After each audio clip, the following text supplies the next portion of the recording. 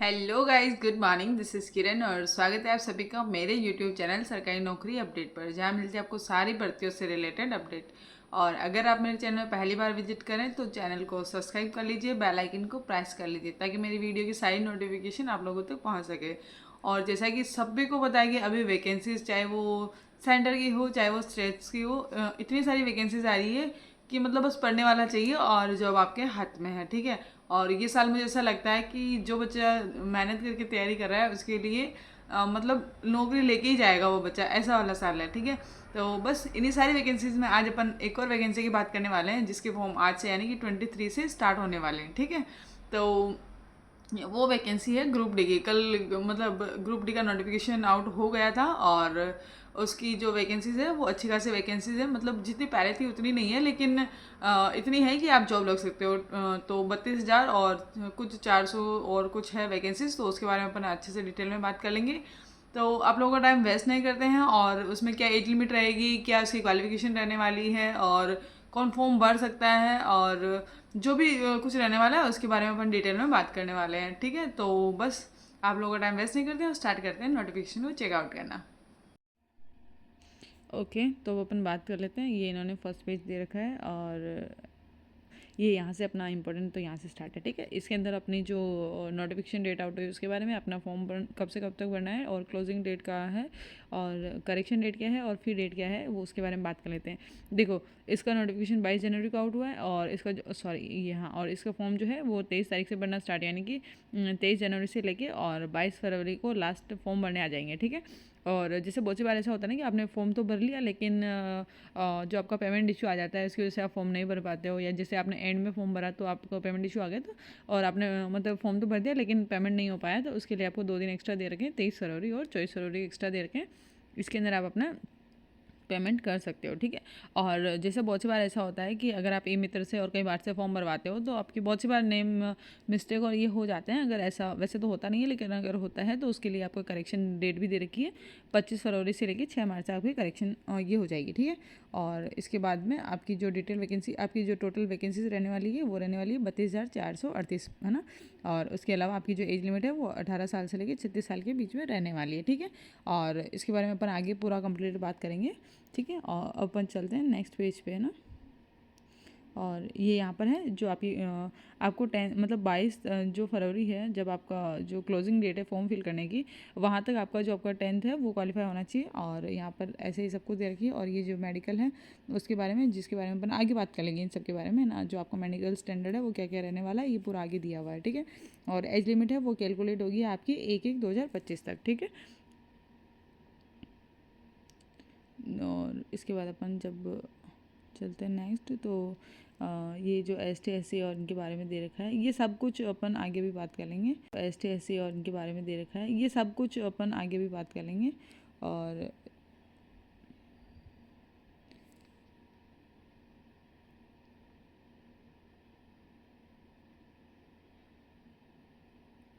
ये जो आपका जो ट्रैवलिंग का रहने वाला है, अगर आप कहीं जाते हो एग्ज़ाम देने तो सब कुछ दे रखा है फ्री ट्रैवलिंग वाला, कि क्या फ्री ट्रैवलिंग के लिए क्या क्या कंडीशन अप्लाई होगी वो आप यहाँ देख लेना एक बार।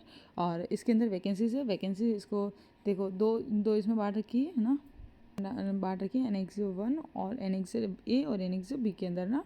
ठीक है। तो जो इसके अंदर दे रखा है the post parameters qualification medical standard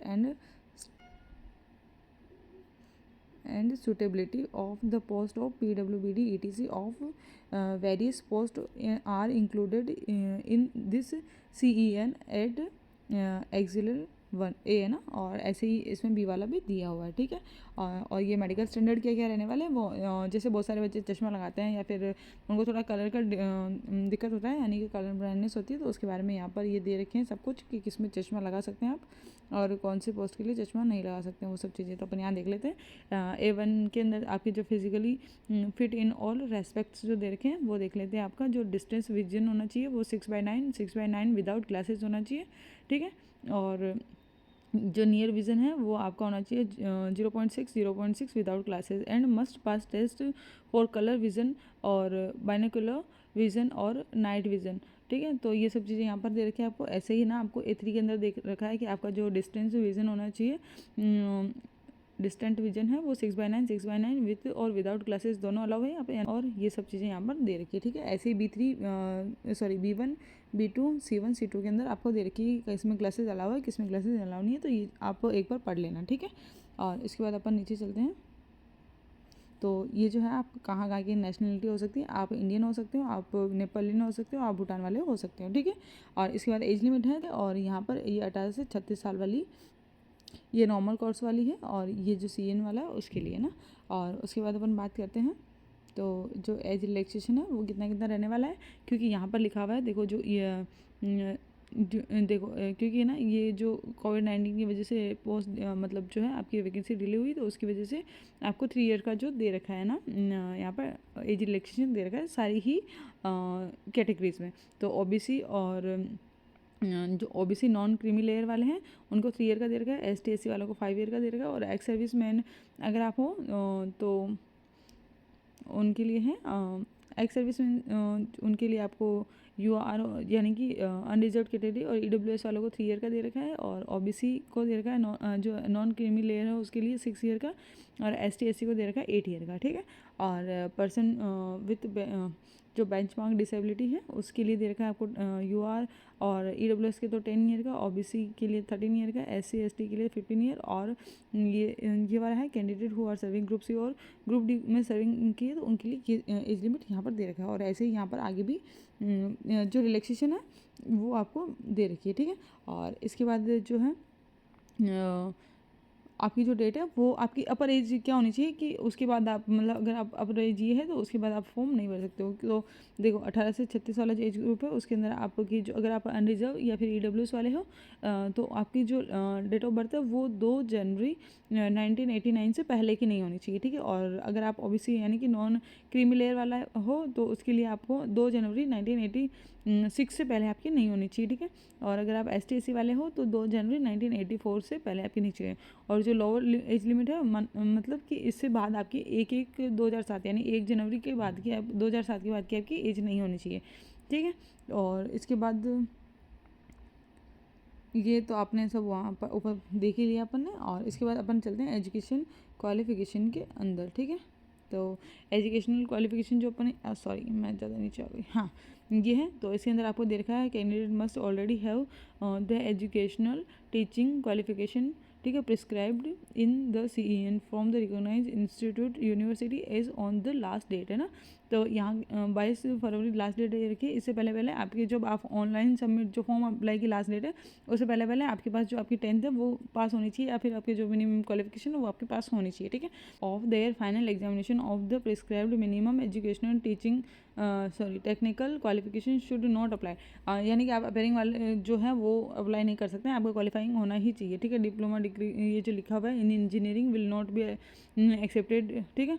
तो ये वाले एक्सेप्ट नहीं होंगे, आपको ITI आपने कर रखी है तो ठीक है, वरना जो दूसरे कोर्सेज हैं वो एलिजिबल नहीं होंगे।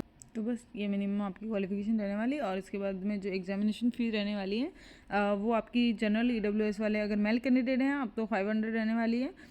और उसके अंदर से भी अगर जब जैसे आप एग्ज़ाम देने जाओगे तो इसके अंदर से 400 आपको वापस रिफंड हो जाएगी, ठीक है। और अगर आप PWBD और अगर आप किसी भी कैटेगरी फीमेल हो, और अगर आप ट्रांस हो या फिर एक्स सर्विसमैन कैंडिडेट हो, और अगर आप ST SC या फिर जो आपका EBC में यहाँ पर लिखा हुआ है इकोनॉमिकली बैकवर्ड क्लास जो वाले बच्चे हैं उनके लिए 250 रुपये आपकी फ़ीस रहने वाली है। और अगर आप जैसे एग्ज़ाम देने जाओगे तो आपको वापस आपके 250 रुपये फुली रिफंड हो जाएंगे, ठीक है। और मोड ऑफ पेमेंट फी यहाँ दे रखा है ऑनलाइन पेमेंट होगा, क्योंकि आप फॉर्म ऑनलाइन फी करो मतलब ऑनलाइन फॉर्म को फिल करोगे तो फिर भी आपकी सॉरी ऑनलाइन ही भरनी होएगी, ठीक है। और यहाँ पर तो ये सब ऐसे ही फालतू दे रखा है। इसके बाद अपन आगे मूव करते हैं। तो ठीक है, ये सब तो ठीक है ऐसा ही है। और ये रिफ़ंड फ़ी मैंने ऊपर बता ही दिया था कि अगर आप एग्ज़ाम अटेंड करोगे तो आपकी फ़ी रिटर्न होएगी वरना नहीं होएगी। और ये सब तो आपके कुछ भी नहीं काम का।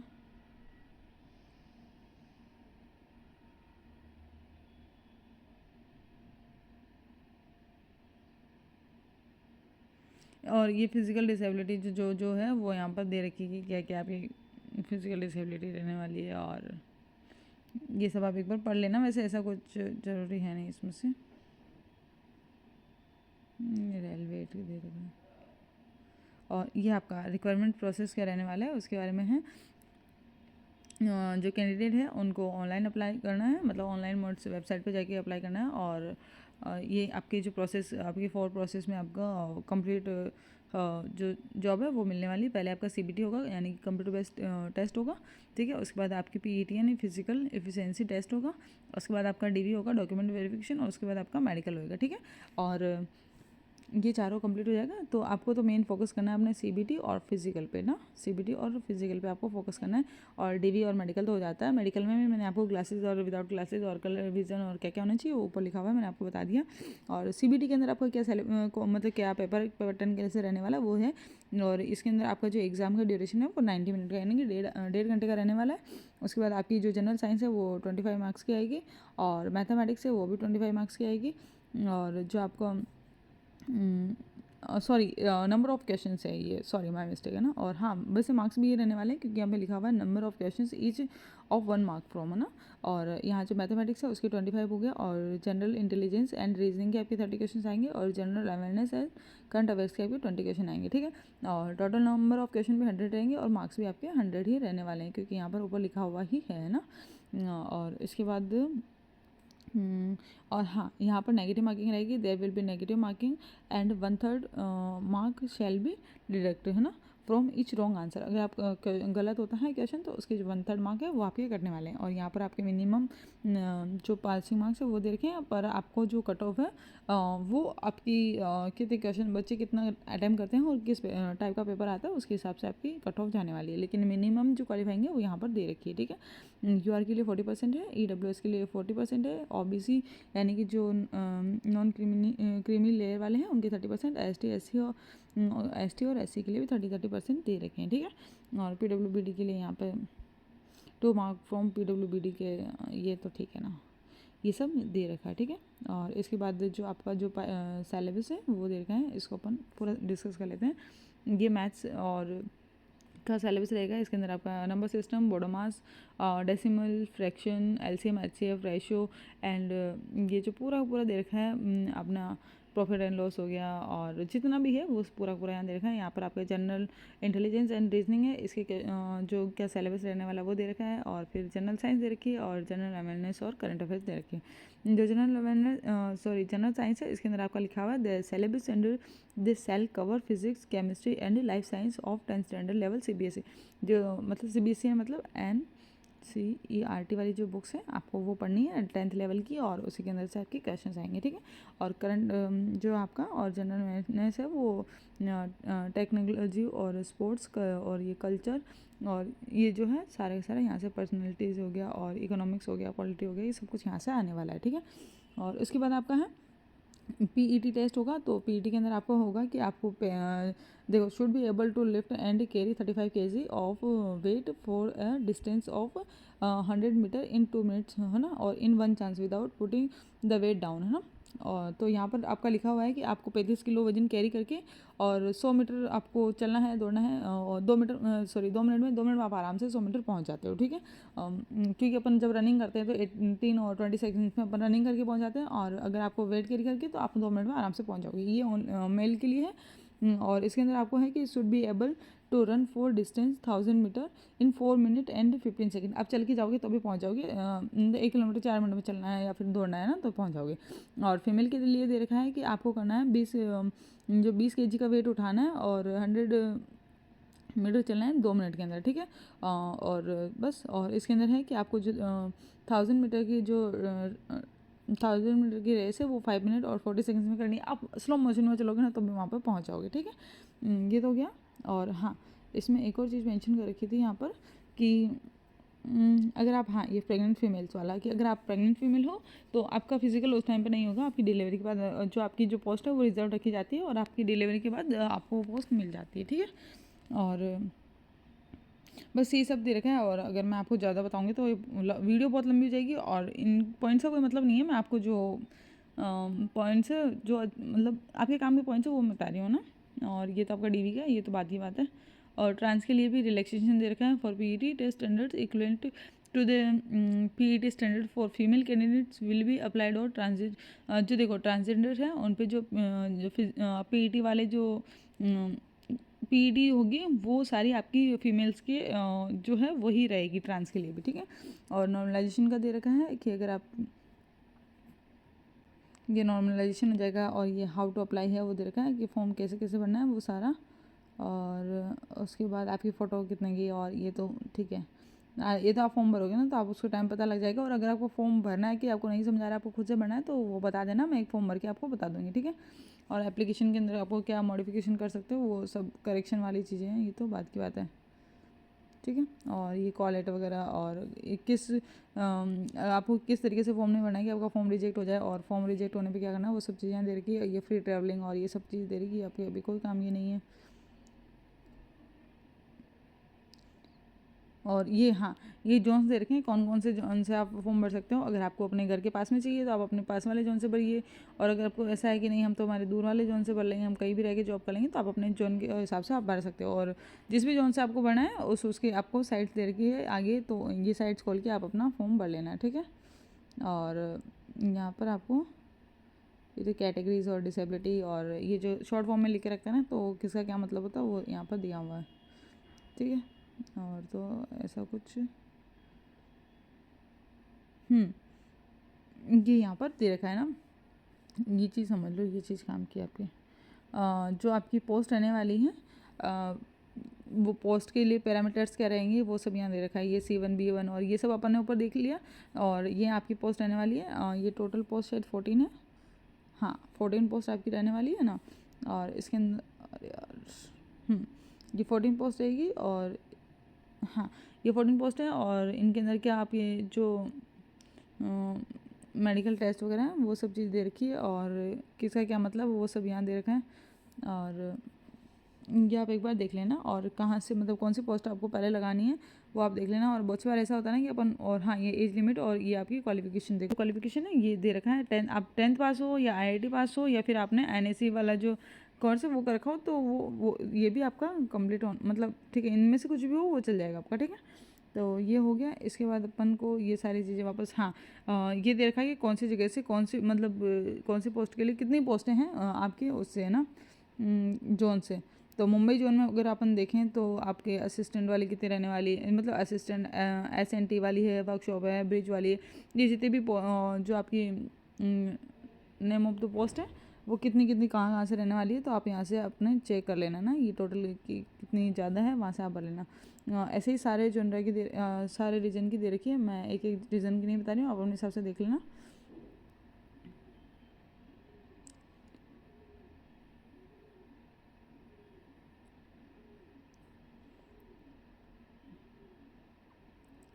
एक बार नोटिफिकेशन देख लेना, आपको वहाँ से अच्छे से पता लग जाएगा, ठीक है।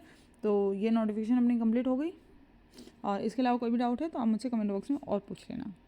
सो आई होप आप लोगों को अच्छे से नोटिफिकेशन समझ में आ गया होगा, और अगर फिर भी कोई डाउट है आप लोगों को तो आप मुझसे कमेंट बॉक्स में पूछ लेना, और मैं आपको वहाँ रिप्लाई कर दूँगी। और अगर ज़्यादा अगर कोई प्रॉब्लम आएगी तो अपन एक और वीडियो बना लेंगे, और फॉर्म कैसे कैसे भरना है कैसे नहीं भरना है वो भी मैं आप लोगों को समझा दूँगी, ठीक है।